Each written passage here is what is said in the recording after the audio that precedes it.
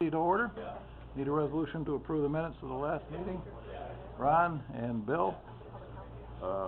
Any changes, corrections? All in favor? Aye. Opposed? Carried. First item is request, items to be discussed by Human Resources Director. Jackie, report on tracking of, salary implications.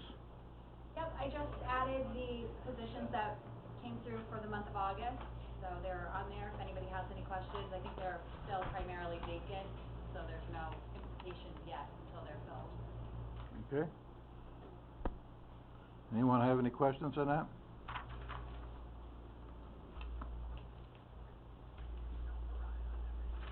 Okay, we'll move on to B, and that's the request to increase hours worked by personnel aide part-time to an amount not to exceed 29 hours per week, as well as to clarify the hourly rate of $12.11 effective September 21st, 2015, and to amend the table of organization.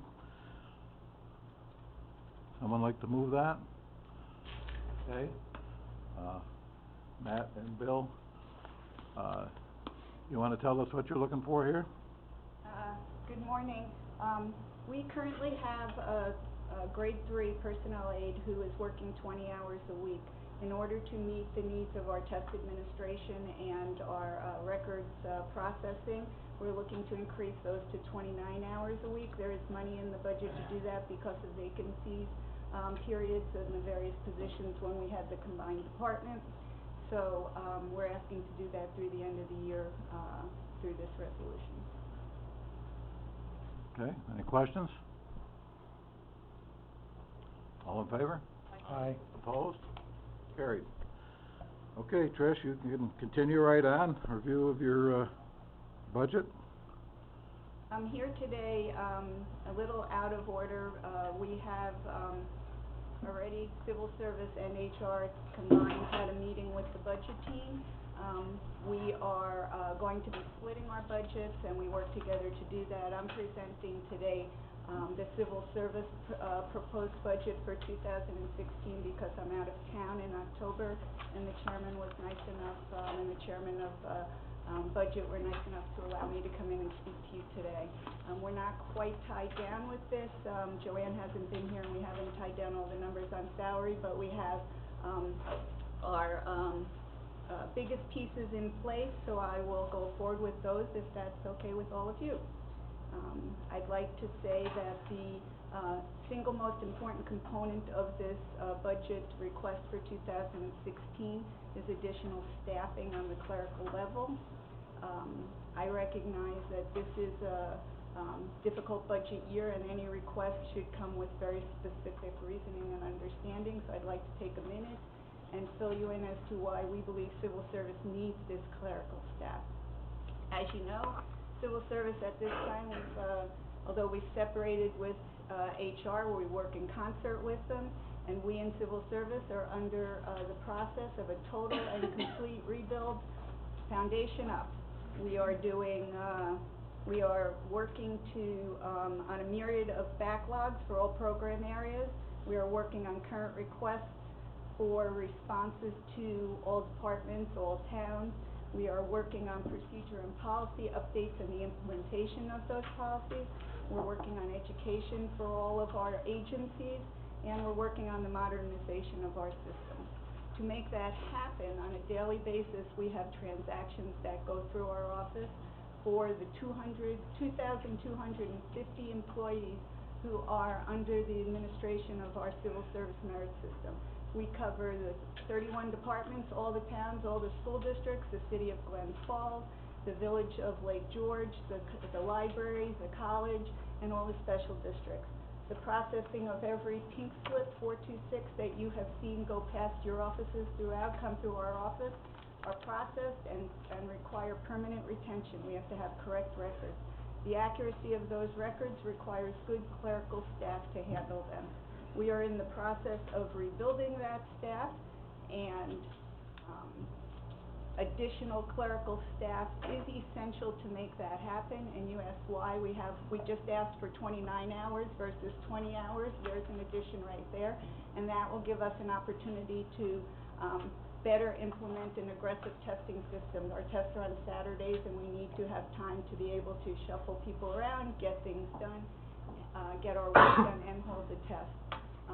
What the 2016 year brings to us is a possibility, a very likely possibility, that our long-term tech will be retiring. She has indicated to anticipate retirement. She hasn't announced a date, but we have to consider that. So we have an opportunity here to get someone in place. We've requested a grade 6 level personnel clerk, which is high enough to act in concert with everyone else in the office to take on a lot of the transactional documentation and maintenance. And in that process, if somebody comes in January, April would be the full tests, and we would have people in permanent place by June. In September, October, and November, 1 week each month, there is an institute that the Civil Service State Agency puts on. If we have a permanent person in place, we can send them down there. It is free of charge. The only cost to the county would be getting someone up and down, meals, parking, etc. We feel that this is the year that it's very important to try to build staff to be in place, to be up and running, and continue to rebuild, which is our requirement. The total cost impact on this, at the budget team meeting, we were asked to combine, because last year's budget was combined. What we did for the cost impact on this particular number, Jackie and I sat down and worked and combined our proposed budgets. We talked to Rob Lynch, and the number that we have come up with is that the impact would be $14,127 at this point for the total request that you have in front of us, including that grade 6 personnel clerk. I've included a draft of the job description so you can understand, without me standing here taking a lot of time, the myriad of clerical level processes that we engage in. And I will say, one of the things in the 16 months that I've been here, the key to success is accurate processing of all of these records. Once we do that, the rest really falls into place. So I'm asking for that consideration for this year. I know that you have a lot of considerations in front of you. I appreciate you taking the time early in the process. I appreciate the administrator allowing me to come in today also. And I'm happy to answer any other questions you have. I think that's the largest piece. The one other piece of the budget that I would summarize for you quickly that has gone up quite a bit would be our miscellaneous fees and expenses. And in the packet that went out from Amanda today, I included the summary comments, which were not in the draft agenda. And basically, what is going on with that increase is that we are going in 2014, we held 45 tests. 2015, this year, we're on track for 66 tests. Next year, we plan on doing at least 75 tests. The reason for the increases are multiple. One is we continue to work on backlogs of provisional appointments. Two is that we are looking to do a more aggressive testing program so that we're proactive, so that agencies and departments have lists in place when they have vacancies, when we can anticipate it. The state is getting proactive with their testing, so I think we have an opportunity for more success in those areas. So everybody who knows that they have a vacancy come up, or they anticipate, we can order tests and be ahead of the curve. So those are some of our directions we're hoping to go in, and I don't know what additional questions you might have at this time. Okay, anyone have any questions? Rachel? I just wondered, you talked about, for clerical support needing this position. Have you thought at all other possibilities, including an internship? And just wondering, I know before you shared some positions, now it's probably separated some. What's the current staffing level? And I apologize, I don't have that information that somebody has, but Sure. Wonder about, this is an internship. There was an internship last year that was mostly on an HR, they did kind of combination HR, function. We are a split department now. These positions that I'm putting forth are, from my perspective, essential for the processing of civil service records and getting ourselves on track and rebuilt.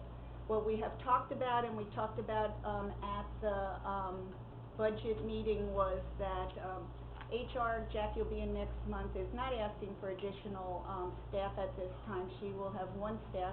And as those of you who know, we are all in one area. And when you walk in the door, the first person you see is the personnel aide. The personnel aide handles a lot of the incoming traffic. We're kind of centrally located, so people come in every day asking all kinds of questions in addition to HR and civil service. So what we talked about at the budget meeting is that our personnel aide, for the 29 hours that they're there a week, would handle the initial contacts that have come in the door, and that would help HR not have to deal with every question that came in. Additionally, we work in concert. We have covered for each other as necessary, but we are two departments, and the request I'm making as to clerical staff really is an essential component of the processing of civil service records. Do we sometimes, if they need somebody to do a badge or to hand out deferred compensation documents, et cetera, sure, we all chip in. Does somebody from HR come to attest when we have an emergency need? Certainly. So we're working through that process, but I think that from my perspective, and I think Jackie would agree, that we are separated departments now, and this request goes to the processing of civil service transactional documentation. What I hear you saying is that you don't feel that an intern would be able to complete the task of a 29-hour position, but will you be pursuing an internship again, like you previously had for 2015? I had never pursued an internship. From my perspective, having permanent employees working in this area is really imperative at this time. In the future, when I have less of a rebuild process and we're in place, might I look at that? Perhaps. But right now, civil service is a very different structure in terms of rules and processes. And having an intern who comes in for a couple of months is great to do some paper processing, but overall getting procedures, policies in place to take this process forward in the 2016 world that is civil service compliance requirements. I think we need permanent employees right now. Peter? I'd like to just maybe pose a question, if I can, relative to interns. Interns are a very good idea in terms of enabling students to get the kind of work experience necessary in the environment we live in. Let me pose a question, and I think the immediate answer to this is yes, but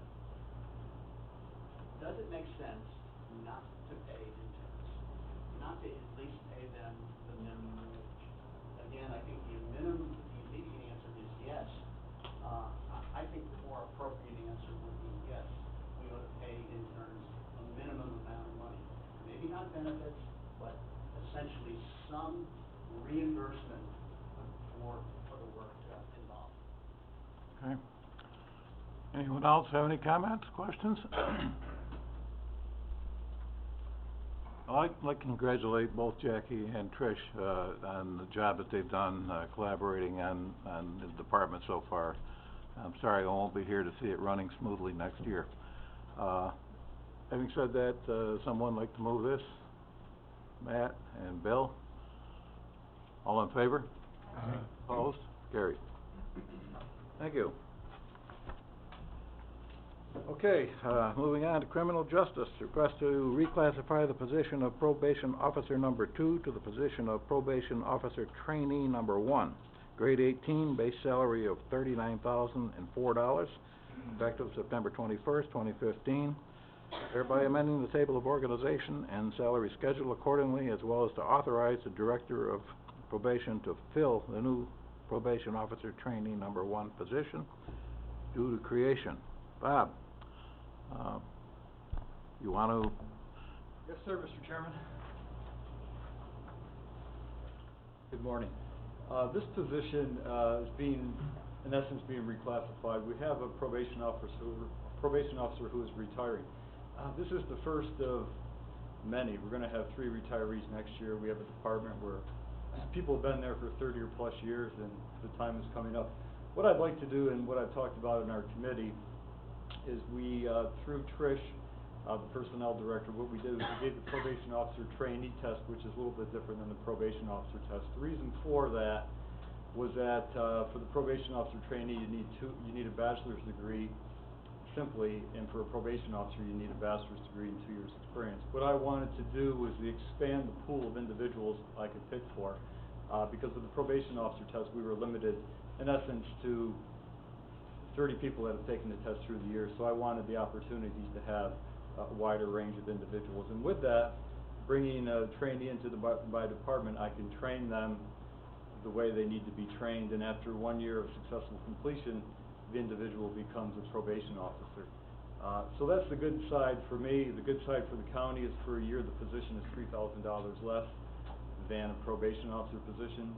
$3,000 isn't a whole lot, but it's something we can do to contribute to the budget. So with that said, I think our department is currently adequately staffed, and as these individuals retire, I will look to fill them with probation officer training position. Thank you. Someone like to move that? Evelyn, seconded by Matt. Any discussion? All in favor? Aye. Opposed? Carried. Thank you. All right, thanks.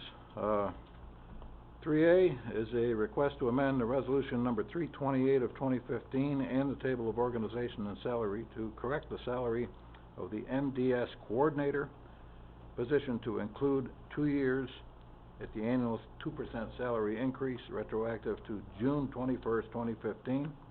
This will increase the annual salary from $65,000 to $67,626. Lloyd? B. What? I'll move A and B. Oh, okay. Moved by Bill, seconded by Matt. Any questions or discussion? Hearing none, all in favor? Aye. Opposed? Carried. Number 4, request to change the vacant position of part-time assistant social services attorney, annual salary of $35,000 not to exceed 20 hours per week, to a full-time social services attorney, annual salary of $62,500 effective September 21st, 2015. Someone like to move that? Evelyn and Matt? Any discussion? Do you have any comments on this, Paul? Mr. Chairman, this is a matter that has been fully vetted over time. It started when the Social Services Department was allowed to seek out a part-time attorney. That was not successful in terms of obtaining somebody that would be either qualified at the department or willing to give up what they'd have to give up in private practice to work for the department. So it became clear that for that reason, plus the workload that the department has, that it would make sense for them to go to the full-time route. This was vetted in Social Services Committee. The chair is here, certainly defer to the chair as to the committee's consideration of this. From my office's standpoint, though, we believe that this would be the best outcome for the department. We'd also point out to the Finance Committee that this is a reimbursable position, not fully, but it is partially reimbursable position because it is a social services position. All right, we have a motion and a second. If there's no further questions, all in favor? Aye. Opposed? Carried.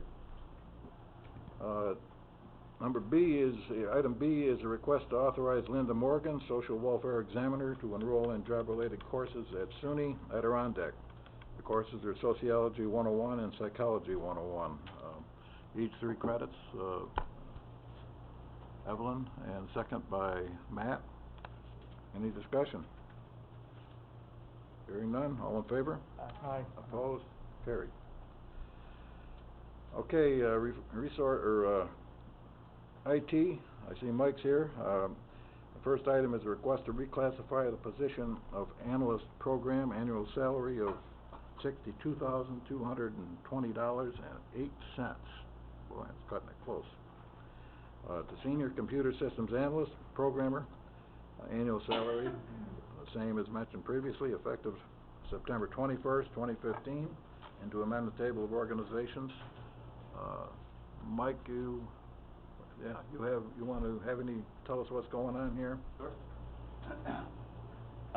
When reviewing minutes from years past, we had found that we had an employee who went on to further his education at the request of the county in database administration. The county paid for part of that education. So we invested in him, made him very marketable, but then we didn't recognize that by title of salary, that investment. And then further down the road, it kind of helps us, because right now we have 2 programmers, and it's kind of hard to find programmers with the requirements we have. And if we make a senior programmer, which we're going to add more requirements to, but then eventually down the road make a junior level programmer, it makes it easier to get people in. And then we can train that person over the years, qualify them for that senior program position later. So the main objective is to protect the investment we made, and then to make it easier to transition people over time. Okay, thank you. Someone like to move that? Evelyn, and seconded by Ron. No further discussion? Rachel? I can appreciate your argument. I just worry that it's set a precedent that every time we start paying for college classes for an individual, that we need to reclassify their position and pay them more money. I think that it's a great benefit that we offer as a county to our employees to further their education and support that, but I just want to be careful that it doesn't automatically equate to everyone taking a college class to be, reclassified and end up with raises. Right. Yeah, I guess that could come up.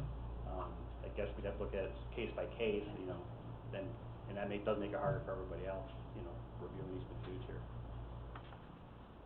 Trish? I'd just like to say, in this case, Mike went to great lengths. We went through quite a process reviewing the qualifications, the workload, the typical duties, and he went through the full process that you would go through to determine the duties to be performed under this. And that's a process that fits into the processes of rebuilding the civil service. So in this particular case, I would say that from a civil service point of view, these positions are appropriately classified under this new request.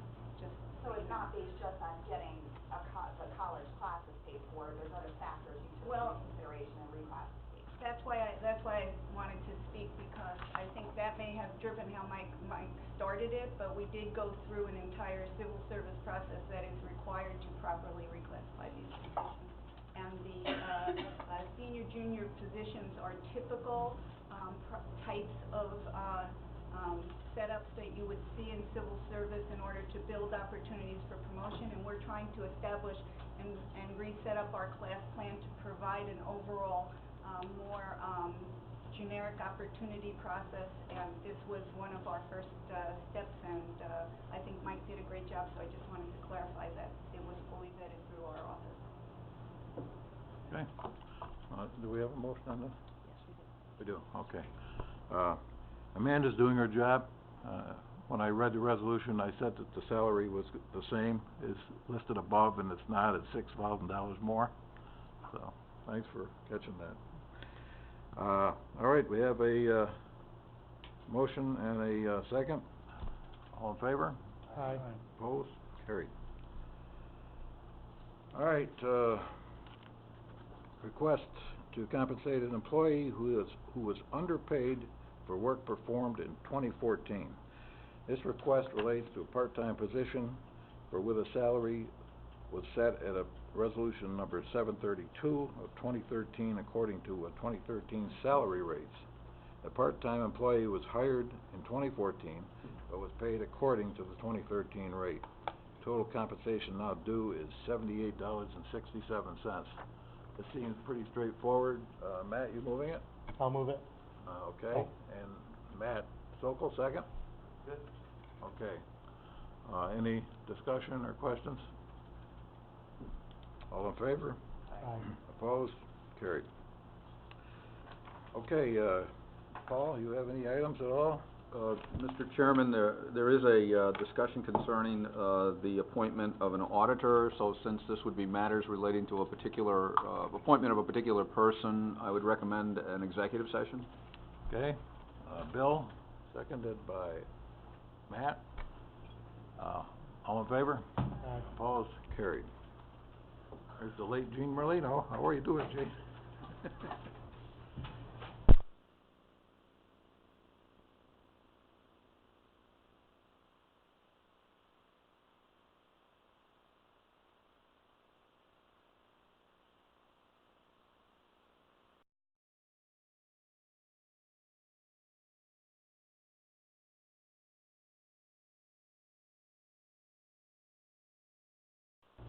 go.